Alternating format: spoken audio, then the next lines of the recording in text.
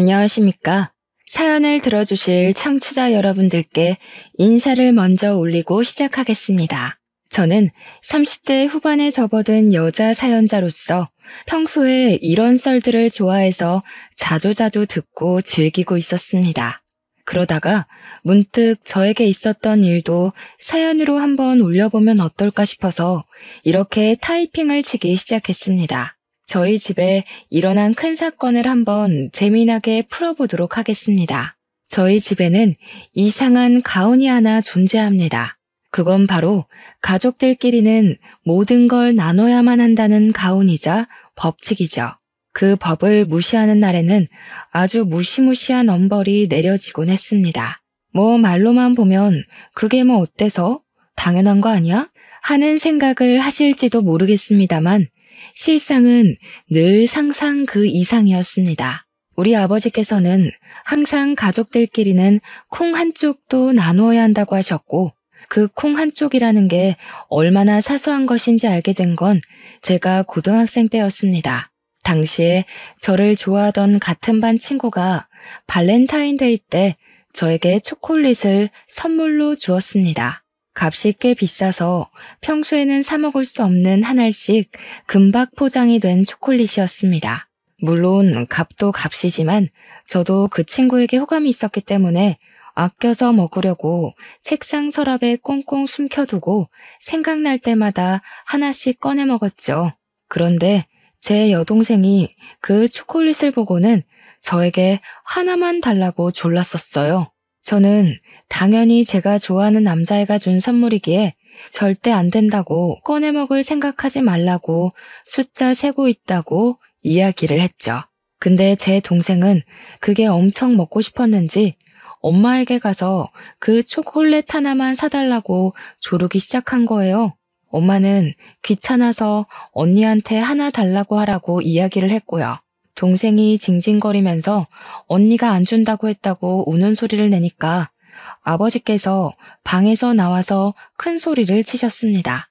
가족끼리 콩 한쪽도 나눠 먹어야 하는 것인데 그깟 초콜릿이 뭐라고 동생에게 나눠주지 않는 거냐고요. 제 방으로 들어와서 서랍이란 서랍은 다 뒤지시더니 제가 소리를 지르는데도 그 초콜릿을 찾아서 가족들끼리 나누자고 하시더군요. 제가 받은 선물인데 고작 7개 남았는데 저를 1개 덜렁 주고는 자기들끼리 2개씩 나눠서 입에 까놓는 게 아니겠습니까? 제가 어이가 없어서 막 울었더니 아버지께서 저에게 울그락불그락한 얼굴로 가족끼리 나눠 먹는 게 그렇게 곶감냐고 하시더라고요. 가족들에게 베풀면 나중에 네 복으로 돌아온다고 당당하게 말하시는데 저는 그것도 제 마음에 폭력을 휘두른 것이란 생각이 들었습니다.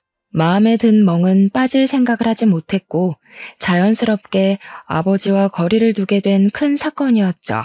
저희 아버지는 사업을 하시는 소위 말하는 잘나가는 사장님이었습니다. 문제는 사업을 해서 넉넉한 부를 축적하는 것과 다르게 돈을 빌리러 온 친척들에게 하염없이 재산을 나눴다는 게 문제였죠. 허구한 날 문지방을 밟으며 돈 좀 빌려달라고 말하는 친척들을 내치지 않는 아버지 때문에 엄마는 피곤해하시고 속상해하셨습니다. 물론 우리 아버지께서 꽤 건실한 사업체를 운영 중이셨기에 가족들이 먹고 사는데 전혀 문제가 없긴 했습니다. 모은 돈으로 건물도 한 채 사서 가지고 계시며 월세를 받고 있기도 했고 그러니까 엄마도 아버지에게 싫은 소리를 한 번 못 하셨죠. 아버지께서는 어릴 때 정말 가난하게 살아서 온 가족이 힘들었었다며 가족들을 더 이상 고생시키고 싶지 않은 마음에 나누는 거라고 하셨습니다. 어떻게 보면 콩 한쪽까지도 나눠야 한다는 강박관념에 사로잡혀 사시는 분 같았습니다. 하지만 저는 그게 별로 이해가 가지 않았단 말이죠. 나눠줘봐야 감사한 줄도 모르고 더 줘라, 더 내놔라 하는 강도처럼 굴었거든요. 아무튼 아버지의 친척들은 아버지에게 빌부터 산다 싶을 정도로 큰 돈을 턱턱 빌려가곤 했습니다. 작은 아버지도 그렇고 고모도 그렇고 가족들에게 나눠 살아야지 그 돈 들고 저승 갈 거냐고 웃으면서 말을 하셨습니다. 하도 날강도처럼 뻔뻔하게 굴길래 제가 아버지께 한 번은 속내를 털어놨던 적도 있었습니다. 왜 아빠는 고모며 작은아빠며 그렇게 돈을 퍼다 나르냐고요. 그러니 아버지께서는 할머니 할아버지께서 겨우겨우 모은 전 재산을 돌아가시면서 아버지께 전부 물려주어서 그렇다고 했습니다. 장남이라 재산을 온전히 가졌으니 동생들도 돌봐야 하는 것도 장남의 목 아니겠냐고요. 그러면서 저에게도 여동생에게 많은 걸 나누고 함께 해야 한다고 잔소리를 하셨습니다.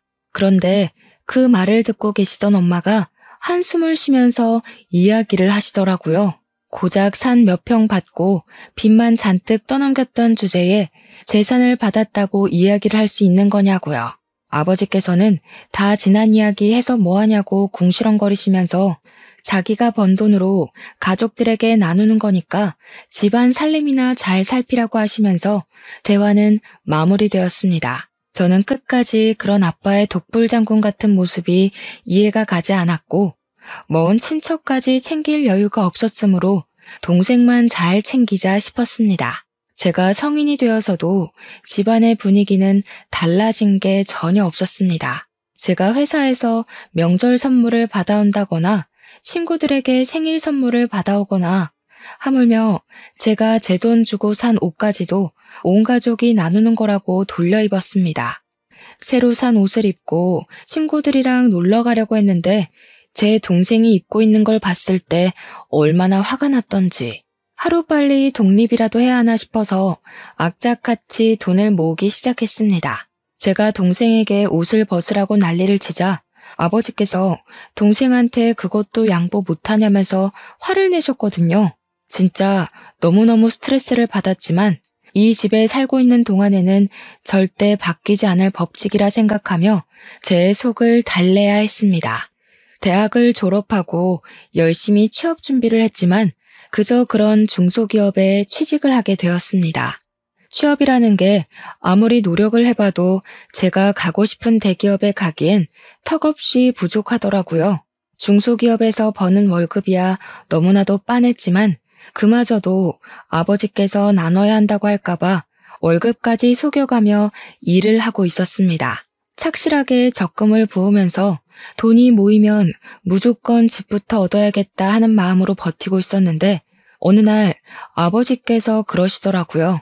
가족끼리 따로 사는 건 절대로 용납할 수 없는 일이라고. 결혼 전까지는 무조건 같이 살아야 한다고 말이죠. 제가 그런 법이 어디 있냐, 출퇴근도 힘들고 하니 원룸 얻어서 나가 살겠다고 했더니 죽어도 안 된다고 하시는 겁니다. 결국 저에게 이 집에서 탈출할 수 있는 유일한 구멍은 결혼밖에 없다는 결론이 나오게 되었습니다. 29살이 된 저는 생필품 하나까지도 감시를 하시는 아버지 때문에 탈모가 생길 지경까지 이르렀고 결국 결혼에 대한 환상을 품게 되었습니다. 어떤 인간을 만나서 결혼을 하던지 콩 한 쪽도 나눠야 한다는 아버지보다야 당연히 낫지 않겠냐. 그런 인간만 만나지 말자가 목표가 되었습니다. 그러던 도중 같은 회사 지인의 소개로 한 남자를 만나게 되었습니다. 소개팅 자리에 워낙 관심도 많고 하는 마음으로 나갔는데 의외로 괜찮은 사람이 나온 겁니다. 생긴 것 저처럼 중소기업에 다니고 있긴 했지만 성과급이 꽤 높은 회사라 실수령 자체는 괜찮은 사람이었죠. 아무래도 결혼이 목표이다 보니 가볍게 즐길 연애 깐깐하게 조건을 따지게 되었습니다. 상대방 남자는 저에게 첫눈에 반했다고 하면서 간이고 쓸개고 다 빼어줄 것처럼 굴길래 저도 점점 마음이 가기 시작했습니다. 이 집을 탈출할 수 있다는 생각에 이 남자의 단점은 보이지도 않았습니다. 8개월을 만나다가 마음을 완전히 열고 집에서 나가고 싶은 마음에 있다고 솔직하게 말을 했죠. 그러자 그 사람은 저에게 아무런 문제가 될 것이 없다며 저의 마음을 지지해 주었습니다. 자기 나이 32살에 모은 돈이 7천만 원 정도 있다며 신혼집은 작은 집 대출을 받아서 입주하면 충분하지 않겠냐고 결혼을 하자고 하더라고요.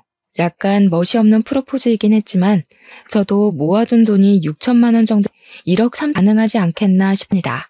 결혼을 하기로 약속을 나눈 뒤 우리 집에 먼저 인사를 드리러 가기로 말을 마쳤습니다. 제가 아버지에게 넌지시 소개를 시켜드릴 사람이 있다고 이야기를 드렸더니 아버지께서 아주 깜짝 놀라시더라고요. 제가 그동안 연애를 하는 티라도 냈으면 그러려니 하셨겠지만 전혀 티도 내지 않다가 운을 띄웠으니까요. 저에게 결혼할 거니? 아직 나이가 29살밖에 먹지 않았는데 천천히 해도 되지 않겠니? 라고 하셨습니다. 제 목표가 뚜렷하게 이 집을 탈출하는 것인데 천천히 하는 게 말이나 되는 소리입니까? 아니라고 빨리 결혼하고 싶다고 솔직하게 말했습니다. 주말에 인사를 드리러 올 예정이라고 이야기를 하고 주말이 되자 예비 신랑이 집에 양소다. 그래 예상과는 달리 저희 아버지께서 상당히 탐탁하게 얼마나 만났다고? 고작 8개월 보고 결혼을 한다는 거야? 아직 만난 지 얼마 되지도 않았는데 왜 이렇게 서둘러서 결혼을 하려고 해? 은근히 서운해하는 눈치까지 보이니까 괜히 제 마음이 불편하더라고요. 제가 이 집을 나가려고 노력하는 이유가 아버지 때문인데 정작 아버지는 아무것도 모르고 서운해하시니까요. 아버지께서는 고집스러운 제 눈빛을 보시고는 마음을 한풀 꺾으셨습니다. 가족이 되는 거고 우리 가족끼리는 콩 한쪽도 나눠 먹는 그게 우리 집 가훈이라고 이야기를 하셨죠. 예비 신랑이 막 웃으면서 현실적인 가훈이라고 너스레를 떨더라고요. 아버지께서 곰곰이 생각을 하시더니 신혼집은 대출 받지 말고 본인이 직접 전세를 얻어주시겠다고 말씀하셨습니다. 예비 신랑이랑 저랑은 집 대출 알아보면서 생각보다 높은 금리에 걱정이 이만저만이 아니었는데 오히려 잘 됐다 싶었습니다. 집은 아버지께서 해주시기로 했으니까 우리가 모은 돈으로 혼수하고 결혼식 준비를 하면 딱 맞겠다 싶었던 거죠. 그리고 한 3주 정도 지나서 주말에 이번에는 예비 신랑네 집으로 인사를 드리러 가게 되었습니다. 솔직히 주변에 결혼을 한 친구가 없어서 인터넷으로만 시댁 이야기를 접하게 되었었는데요. 보통 인터넷에 올라오는 시댁 이야기들은 부정적인 이야기가 많더라고요. 시집살이며 고부간의 갈등이며 그래서 너무나도 긴장되고 한편으로는 무섭기도 하고 막 등에 땀이 줄줄 흐를 정도였어요. 아무튼 시댁에 딱 들어갔는데 예비 시모가 저를 보자마자 너무 반가워하시면서 우리 아들이랑 결혼한다고? 너무 고맙고 축하해 라고 말하셨습니다. 이제 한 가족이 되는 거니까 서로 서운해하지 말고 아끼고 사랑하면서 잘 지내보자고 하시면서 저를 꼭 안아주셨어요. 제가 얼떨떨하게 있자 우리 가족은 서로 화합하는 걸 중요하게 생각하니까 서운하거나 무슨 일 있으면 바로바로 말해달라고 하셨습니다. 화사하게 웃으면서 이야기를 하시는데 와, 나 진짜 너무 좋은 사람을 만났구나 하고 감사함까지 생기더라고요. 시모 얼굴이 정말 곱고 엄청 선하게 생긴 이미지여서 저는 너무너무 좋다고 앞으로 잘 지내고 싶다고 인사를 드렸어요. 시댁에서 밥을 먹는 내내 잘 챙겨주시기도 했고 걱정했던 10월드랑은 거리가 멀어서 다행이다 싶었습니다. 상견례 날짜를 잡고 양가 가족들이 만나게 되었는데 제가 긴장했던 것과 달리 분위기도 너무 훈훈하고 좋았습니다. 아버지께서도 잘 키운 딸 시집 보낸다는 느낌으로 인자하게 시댁 식구들을 맞이하셨고 어머니도 평소에 잔소리가 많은 분이시지만 그날만큼은 제 자랑을 하시더라고요.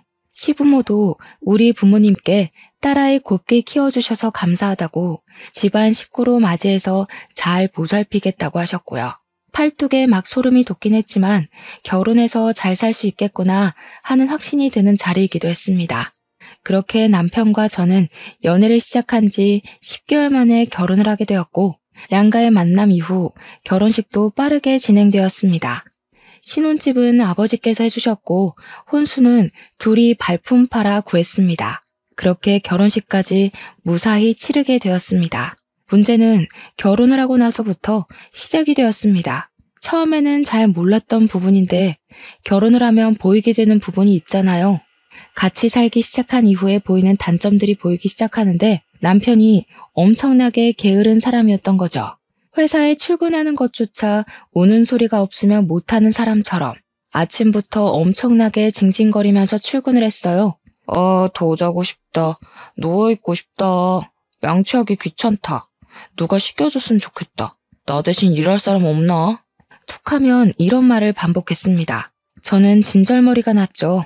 그런데 남편이 되도 않는 말을 하는 게 이게 끝이 아니었습니다. 나는 사업가 체질인 것 같은데 그냥 사업을 시작해볼까?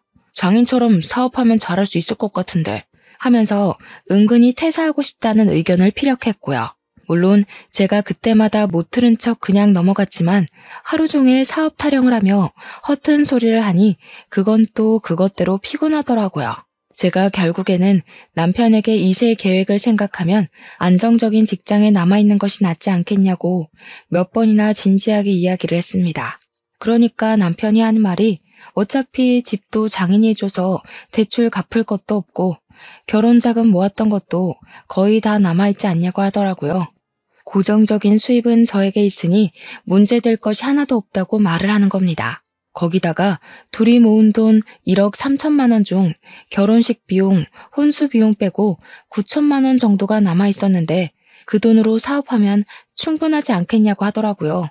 저는 당연히 남편을 말렸죠. 지금 집도 좁은 집인데 나중에 아이가 태어나면 그 돈 보태서 큰 집으로 이사를 가야 하지 않겠냐고요.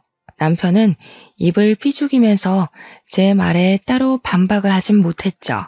물론 그렇다고 사업에 대한 마음을 접었다는 건 절대 아닙니다. 그날 이후로 매일같이 남편은 저에게 회사에서 너무 힘들다, 과장이 잔소리한다, 부장이 결제를 해주지 않고 다시 해오라고 한다 하면서 투정을 부리기 시작했어요.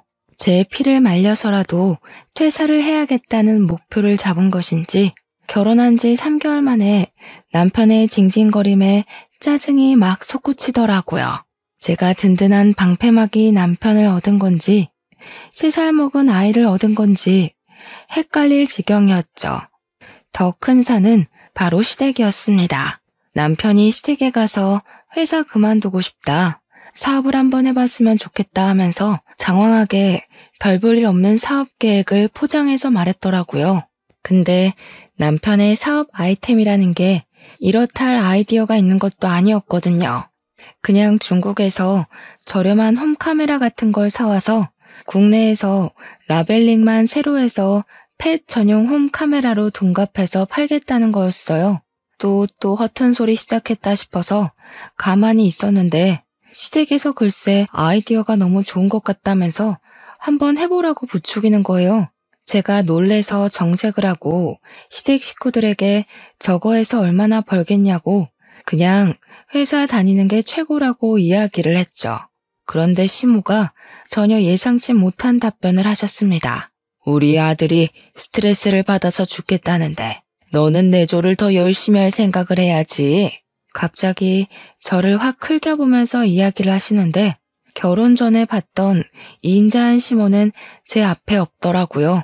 저도 순간 짜증이 나서 지금 이렇게 말리는 게 내조하는 거라고, 그리고 맞벌이 부부 사이에 아내가 남편 내조해야 된다는 법이 어디 있냐고 대들었죠.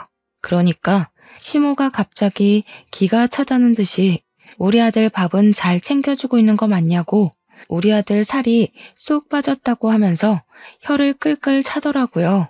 언제는 서로 서운한 일 만들지 말고 잘 살아보자고 그러더니 저도 기가 차더라고요. 다른 내용은 싹 무시하고 사업은 절대 안 된다고, 이런 걸로는 먹고 살기 힘들다고 이야기를 하고 마무리를 했죠. 아니, 마무리를 했다고 생각을 했죠. 사업 타령한 지 6개월쯤 지나서 남편이 대뜸 자기 사표를 냈다고 이야기를 하는 겁니다. 제가 미친 거 아니냐고 갑자기 사표를 던지고 오는 게 어디 있냐고 하니까 남편이 한숨 푹 쉬면서 회사에서 일이 있었다고 하더라고요. 거래처 대금 정산을 하느라 전표를 관리하는데 금액에 큰 구멍이 생겼다는 겁니다. 과장이랑 같이 목욕탕을 가고 회사 돈으로 비싼 밥을 사 먹고 했는데 영수증을 따로 챙기지 못한 게 한두 건인 줄 알았더니 엄청나게 많았던 거죠. 뻔뻔한 남편은 회사에서 잘리기 전에 먼저 실업급여라도 신청해 보려고 사표를 냈다고 이야기를 하더라고요.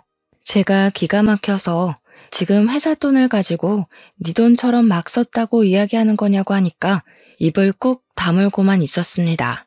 미친 거 아니냐고, 회사에서 소송이라도 들어오면 어떻게 할 거냐고 하니까 그니까 사표 내는 걸로 마무리했다고 하면서 오히려 큰 소리를 내는 겁니다. 진짜 속이 터져나갈 것 같아서 사표 내놓고 실업급여는 어떻게 받을 거냐고 하니까 눈만 멀뚱멀뚱 뜨더라고요. 그러면서 뭐라는 줄 아세요? 회사 그만두면 자동으로 실업급여 나오는 거 아니냐고 미친 소리를 하더라고요. 제가 기가 막혀서 그냥 할 말이 쏙 사라지더라고요. 앞으로 뭐 해 먹고 살 거냐고 물어보니까 글쎄 하는 말이 당신이 벌어오는 돈으로 우리 둘이 못 살겠어? 하면서 드디어 본론을 꺼내더군요. 9천만 원 남아있는 통장 자기한테 주면 사업 한번 제대로 시작해보겠다고요. 자기가 무슨 수를 써서라도 그 돈 다시 채워 넣을 테니까 믿어달라고 하면서 저를 설득하기 시작했습니다. 저는 당연히 안 된다고 딱 잘라 이야기를 했는데 시모한테 그것조차 일렀는지 다음날 시모가 우리 집에 찾아온 거예요. 저한테 그깟 돈이 뭐가 중요하다고 남편 길을 죽이냐고 하면서 집안을 쓱 둘러보더니 소리를 치시더라고요. 집안 꼬라지가 이게 뭐니 정말? 집 청소 좀 해야겠다. 주말이라고 늘어질 생각하지 말고 반질반질하게 쓸고 닦으란 말이야. 수건은 삶아서 쓰는 거 맞니? 우리 아들 피부가 예민해서 세탁을 잘해야 돼. 요즘은 세탁기가 삶아주는 것도 다 해요. 세탁기로 해봐야 직접 끓여서 삶는 거랑 같겠니? 당장 수건부터 삶아라. 수건 삶고 난 다음에 속옷도 삶고 청소기만 돌리지 말고 물걸레질까지 하고. 우리 아들 미세먼지에 약한 거 몰라서 그래? 그리고 냉장고에 먹을 것도 하나 없더라. 그러니까 우리 아들 살이 빠지지. 집안 살림 하나하나를 들춰보면서 잔소리를 하는데 저도 그냥 넘어가면 안 되겠다 싶더라고요. 시모한테 집안 살림 하나하나 간섭하시면 서운하다고 하니까 시모가 눈을 치켜뜨면서 지금 자기한테 뭐라고 했냐고 다시 말해보라고 성을 내더라고요. 결혼 전에 보여줬던 모습은 어디 가고 저한테 언제는 화합하면서 잘 살아보자고 하더니 너무 일방적으로 나오는 것 아니겠어요? 저도 화가 나서 시모한테 너무 간섭이 심하다고 궁시렁거렸더니 어디 시모한테 말대꾸를 하냐며 노발대발했죠. 내가 이 정도 간섭도 못하니? 우리 아들 살림이나 마찬가지인데 라고 하시더라고요. 그러더니 한술 더 떠서 다음 주 주말에 시댁에 와서 살림을 배우고 가라는 거예요. 죽어도 안 가려고 애둘러서 이야기를 했는데 일주일 내내 전화에서는 오라고 난리를 치길래 어쩔 수 없이 도살장 끌려가는 소마냥 갔죠. 그랬더니 화장실에 들이밀고는 턱을 치켜뜨길래 화장실 청소하라고요? 했더니 욕조를 보라고 하더라고요. 욕조에 이불 빨래가 산더미처럼 들어있는데 그걸 밟아서 빨으라고 시키는 겁니다. 어머님, 요즘 코인 세탁방 같은 데 가면 이불 빨래할 수 있는 큰 세탁기 있어요. 거기서 빨래하는 게 훨씬 편하죠. 어머, 예, 거기 누가 썼는지도 모르는 세탁기에서 이불을 빠는 게 말이 되니? 그리고 이불은 밟아서 빨아야 제대로 빨리는 거다. 그러더니 이불 빨래, 커튼 빨래, 시댁 물걸레질까지 싹 시키더라고요. 밥까지 차리라고 눈짓하는 거 죽어도 못하겠다고 고개 빳빳이 들고 가만히 있었더니 우리 아들 살 빠진 것만 봐도 알만하다면서 갑자기 급발진하시대요. 저도 참으면 안 되겠다 싶어서 어머님이 반찬 좀 해서 가져다 주시면 되겠다고 했죠. 시무랑 저랑 대치하고 있는데 속 없는 남편놈은 낄낄 웃으면서 자기 엄마 성질 건드리지 말라고 하더라고요. 진짜 뺨이라도 한 대 후려치고 싶었습니다. 저도 집에 오는 길에 남편에게 경고했죠. 너도 내 성질 건드리지 말라고요. 오늘은 처음이라서 봐준 줄 알아 했더니 입국 다물대요. 그 뒤로도 사업 타령은 가시질 않았고 어찌나 노래를 불렀는지 저희 부모님도 그 사실을 알게 되셨죠. 근데 우리 아버지께서 남자가 사업 한번 해보는 거 나쁘지 않은 일이라면서 실패도 해보고 성공도 해보면 견문이 더 넓어진다고 남편 편을 들더라고요. 사업 한번 해봐, 배짱 한번 보게 하면서 남편의 말에 힘을 실어줬고 결국 저는 두 손 두 발 다 들고 통장을 건넸습니다. 남편은 정말 통장을 받자마자 중국에서 홈카메라를 엄청나게 사들여서 판매를 하기 시작했습니다. 문제는 이게 국내에서 판매를 하려고 하니까 일이 복잡하더라고요. 해킹 문제도 있고 리소스 문제도 있고 뭐 기술적으로 어쩌고 저쩌고 하는데 우리 모질이 남편은 그런 건 하나도 알아보지 않고 일만 버려둔 거죠. 무슨 특허권 문제니 세금 문제니 하는 것들이 하나둘 발목을 잡기 시작했습니다. 사업한다고 일은 다 벌려놓고 돈은 죄다 쏟아부어놨는데 판매는 하나도 못하게 생긴 거죠. 이게 또 국내 휴대폰 어플이랑 연동이 되어야 하는데 중국 제품이다 보니까 호환도 안 되고 온통 중국어로만 설명이 되어 있고 게다가 그 어플을 만든 업체가 고객 정보도 빼가고 해킹도 하고 아무튼 문제가 많은 곳이었던 겁니다. 재고는 빌려둔 창고에 잔뜩 쌓여 있는데 창고 사용료도 어마어마한 거 아시죠? 결국 남편은 한 대도 팔아보지 못하고 물건을 처분해야 했습니다. 공짜로 주변에 뿌리고 팔리지 않으니까 중고 마켓에 나눔을 하기도 하고요.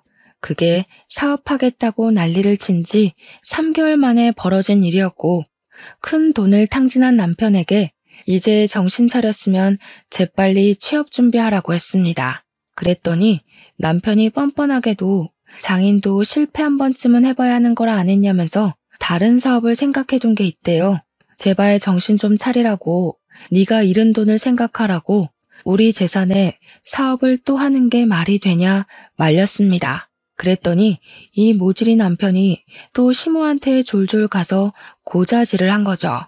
시모가 집에 찾아와서는 실패해서 의기소침해 있는 남편에게 응원은 못할 망정 새 사업하겠다는 거 길을 꺾는 게 말이 되냐고 잔소리를 하더라고요.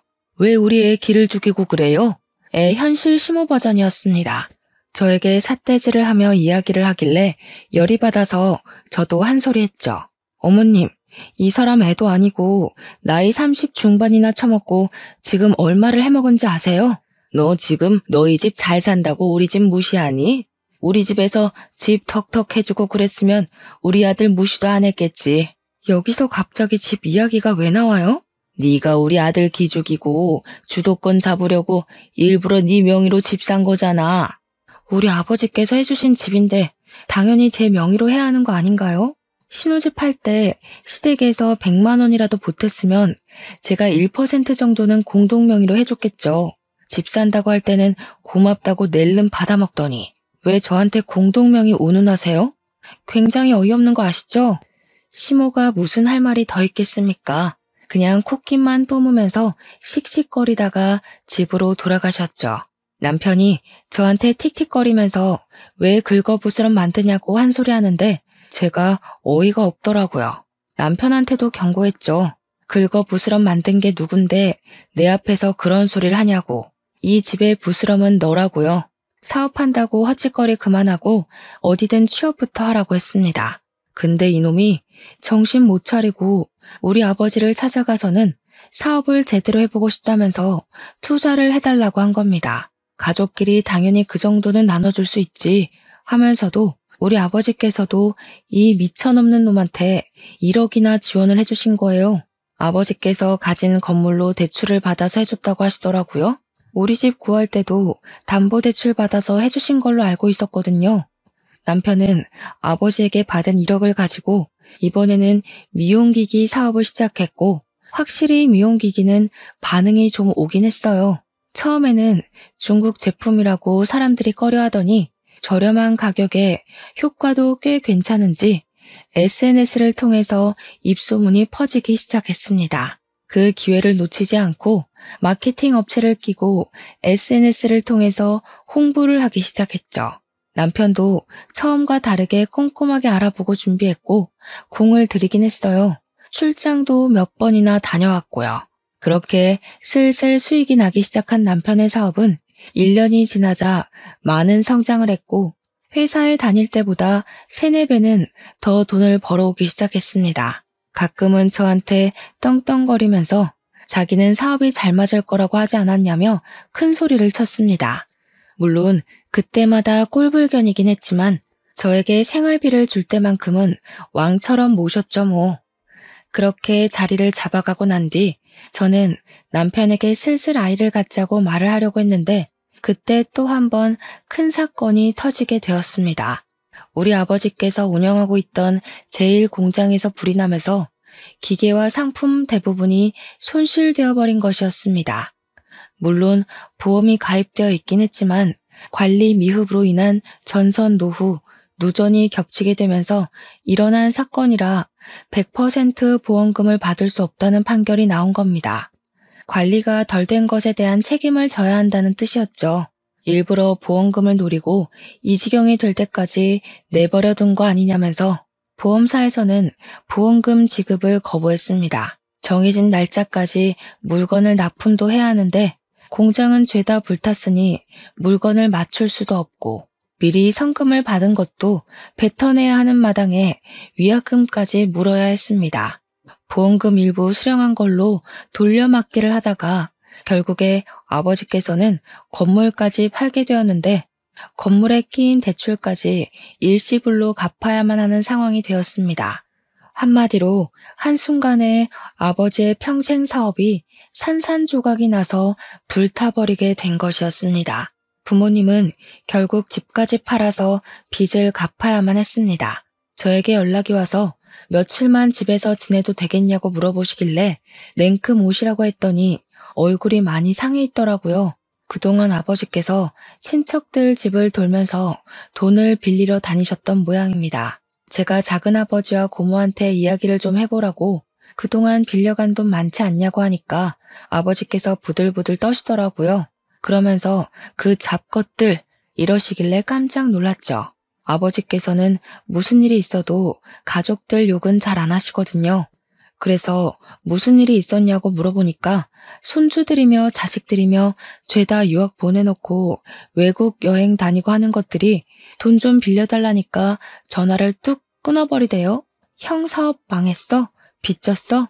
하더니 앞으로 연락 안 했으면 좋겠다고 하면서 돈 없다고 했다는 겁니다. 자기들이 돈 없을 때는 살랑살랑 하더니 돈 좀 빌려달라니까 끊어버리는 게 무슨 가족이냐면서 가족들끼리 나누며 살긴 개뿔이라고 지들 필요할 때만 가족이라고 하시더라고요. 작은 아버지와 고모뿐만 아니라 친척들 전부 아버지 사업 망했다고 하니까 등을 돌렸다고 합니다. 그 이야기를 하는 내내 아버지의 표정이 너무 좋지 않아서 은근 마음이 쓰였습니다. 우리 아버지께서 갑자기 멀뚱히 있던 남편에게 그러시더라고요. 자네 사업 자금 내가 대준 거 알지? 그러더니 본인을 좀 도와줬으면 좋겠다고 넌지시 운을 띄우니까 우리 남편이 얼마나 도와드려야 하는데요? 하고 하더군요. 아버지께서는 1억을 빌려주었으니 그 정도만 줬으면 좋겠다고 대충 돌려 막아야 할 건 다 막아놨으니 미천만 있으면 된다고 하셨습니다. 아무런 말 없이 빤히 아버지를 바라보고 있는 남편의 옆구리를 쿡 찔렀죠. 그러니까 남편이 인상을 팍 쓰면서 1억이나 빌려달라고요?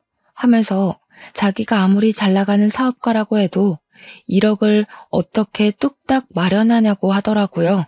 저는 남편의 입에서 당연히 거절이 나올 거란 생각을 못했기에 입만 떡 벌리고 있었습니다. 남편은 처제는 어디서 뭐하고요? 하면서 자기가 5천만 원까지는 내일까지 알아볼 테니까 불편하게 집에서 그러지 말고 돈 줄 테니 숙박업소 가 계세요 하는 겁니다. 아니 멀쩡한 집 놔두고 밖에서 자라는 건 무슨 소리입니까? 저는 놀래서 무슨 소리를 하는 거냐고 우리 작은 방에서 주무시면 되지 않겠냐고 남편에게 이악 물고 이야기를 했습니다. 그러니 남편이 뭐라는 줄 아세요? 작은 방에 자기 사업 계획서랑 자료가 다 있는데 뭘 믿고 장인 장모를 거기에 모시냐는 겁니다. 우리 아버지를 쓱 보면서 장인이 자기 사업 아이디어라도 훔쳐가거나 자기 거래처에 무슨 짓을 할 줄 알고 믿냐고 그 말에 제가 얼마나 경악을 했는지 모릅니다. 5만 원짜리 지폐 2장을 건네면서 이 돈으로 나가서 주무시고 배달 음식이라도 시켜 드시라고 선심 쓰듯 이야기를 하는데 와, 사람이 돌겠더라고요. 부모님도 그 돈 받아서 초라하게 집을 나서는데 제가 그냥 계시라고 해도 이 집이 더 불편하다고 나가시더라고요. 현관문이 닫히자마자 열이 받아서 남편한테 바로 달려들었습니다. 야, 네가 사람이냐? 너네 엄마 아빠였어도 이렇게 행동할 거니? 네가 지금 버는 돈이 다 누구 주머니에서 나온 돈인지 알고 하는 행동이냐고. 진짜 어이없네. 내가 5천만 원 구해온다고 말했잖아. 어이없는 건 나지. 받은 건 1억인데 갚는 건 왜 5천만 원이야? 그리고 이 집도 우리 아빠가 해준 집인 거 알고 하는 소리지?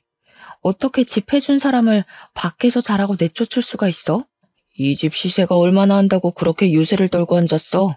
다음에 큰 집으로 이사 가면 그 집은 내 명의로 사던가 해야지. 중소기업 다니면서 돈도 얼마 못 버는 게 자존심은 왜 부리냐? 남편의 말에 저는 얼굴이 점점 굳어갔습니다. 속으로 저를 그렇게 생각하고 있을 줄이야 꿈에도 몰랐죠 뭐. 아무리 그래도 3년이라는 시간을 서로 부대끼면서 살았는데 그런 생각을 하고 있었다는데 충격적이었습니다. 제가 아무 말도 하지 않고 부르르 떨고 있으니까 저한테 5천만 원 주는 것도 감지덕지하게 생각하라고 하면서 지방에 일자리를 알아봐 드리라는 겁니다. 지방에 가서 남의 밭에서 농사 짓는 거 도와주면 돈 좀 벌지 않겠냐고 소일거리나 하시면서 살라고 하라고. 그 나이 먹고 사업은 무슨 사업이야? 라며 짓거리는데 제가 너무 화가 나서 남편의 뺨을 정말 있는 힘껏 때렸습니다. 너 지금 내 얼굴 때린 거야? 세상에 맞고 사는 남편이 어디 있어? 당장 이혼해. 너한테 볼 일 다 끝났고 처가도 망해가서 부담되는 와중에 잘 됐다. 너하고 더 이상 같이 살 이유가 전혀 없으니까 짐 싸서 당장 나가. 이거 미친 새끼 아니야. 이 집 우리 아빠가 내 명의로 해준 집인데 어디서 나가라 말아야? 나가려면 네가 나가야지. 혼수도 거의 내 돈 주고 한 거나 다름없는 거 알지? 네가 사업한다고 남은 돈 다 말아먹었잖아. 내 집에 있는 거 하나도 건드리지 말고 당장 몸만 나가. 알겠어? 그러니 남편이 씩씩거리면서 바로 짐 대충 꾸려서 나가더라고요. 바로 아버지께 전화해서 당장 우리 집으로 오시라 했더니 근처에 계셨는지 바로 오셨습니다. 은근슬쩍 남편 눈치를 보려고 주변을 쓱 훑으시길래 이혼할 거라고 남편이 우리 집 개무시했고 열받아서 뺨도 때렸다고 이야기를 했습니다. 부모님께서 본인들 때문에 벌어진 일이라는 생각이 드셨는지 고개를 숙이고 계시길래 죄 지은 거 없으니 그러지 말라고 말씀드렸죠. 시모가 다음날 우리 집에 찾아와서는 저에게 온갖 개소리를 짓거리면서 감히 자기 아들 뺨 때렸냐고 이렇게는 못 산다고 이혼하라고 하시대요. 전 당당하게 어제 이미 이혼하겠다고 말을 했으니까 아줌마도 우리 집 찾아오지 말라고 내쫓았죠. 근데 그 이후에 5천만 원을 주겠다던 남편이 말을 싹 바꾼 겁니다. 이혼하는 마당에 자기가 왜 5천만 원을 구해다 줘야 하는 거냐고 뻔뻔하게 나오는데 정말 인간 말종이다 싶었습니다. 이혼 진행을 하면서 애도 없고 하니 양육비 조정할 내용도 없었고요. 협의 이혼으로 진행해서 위자료도 따로 없이 완벽한 남남이 되었습니다. 구청에 가서 이혼 서류를 제출하자마자 저는 변호사를 선임해서 재산 분할 청구 소송을 진행했습니다. 일단 금액은 크게 부르자 싶어서 10억을 분할해달라고 요청을 했습니다. 그동안 남편 사업이 성장을 한 것도 우리 아버지의 미천이 아니었으면 불가능한 일이었잖아요. 거기다가 집도 제가 해갔고요. 전 남편이 결혼하고 거의 바로 회사를 그만두었기 때문에 제가 먹여 살렸다는 증거까지 완벽하게 있었거든요. 법원에서는 재산 분할에 대해 저에게 손을 들어주었지만 10억은 과하다고 5억을 배상받으라는 판결이 나왔습니다. 5억을 받아서 그 돈으로 아버지의 사업에 급한 불은 끄게 되었습니다. 오히려 1억 7천만 원 정도가 남게 되었고 아버지는 그 돈으로 다시 한번 공장을 일으켜보겠다고 하셨습니다. 저는 그 돈을 모두 아버지께 드렸고 아버지는 발로 뛰며 이전 거래처 사장님들을 만나셨어요. 이전 거래처에서도 아버지의 사고를 안쓰럽게 생각하셨고 돈으로 지원해줄 순 없어도 거래는 끊지 않고 계속하겠다고 의향을 밝히셨습니다. 아버지의 공장은 다시 한번 조금씩 굴러가기 시작했습니다. 그 일이 벌어진 지 3년이 더 지나고 공장은 다시 완전히 복구되었고 신혼집으로 썼던 그 작은 집에서 부모님과 저 셋이서 살고 있었습니다. 물론 공장이 돌아가기 시작하면서 따로 사는 동생과 합치기 위해 더 큰 집을 대출받아 계약을 했고 이사를 가려고 준비 중에 있었죠. 전 남편과 이혼한 이후에 하루라도 빨리 이 집을 떠나고 싶다는 생각도 한몫했고요. 짐을 다 싸놓고 이사 준비를 하고 있던 어느 날 초인종 소리가 들리길래 확인도 하지 않고 문을 열었습니다. 당연히 여동생이 찾아왔을 거라 생각해서 문을 열었는데 전 남편이 초췌한 얼굴로 서 있는 겁니다. 저는 싸늘하게 여긴 왜 왔냐고 당장 꺼지라고 말하니까 제 손을 덥석 잡더니 한 번만 도와달라고 하면서 묻지도 않은 자기 근황 이야기를 줄줄 읊더군요. 저랑 이혼을 하고 나서도 한동안은 잘 먹고 잘 살다가 회사에서 직원으로 일하던 여자를 만나서 약혼도 하고 결혼 준비를 하던 와중에 사기를 맞았다고 하더라고요. 남편의 사업장에서 회계 쪽 일을 하던 여자였는데 공금 횡령을 하면서 교묘하게 돈을 들고 날랐다더군요.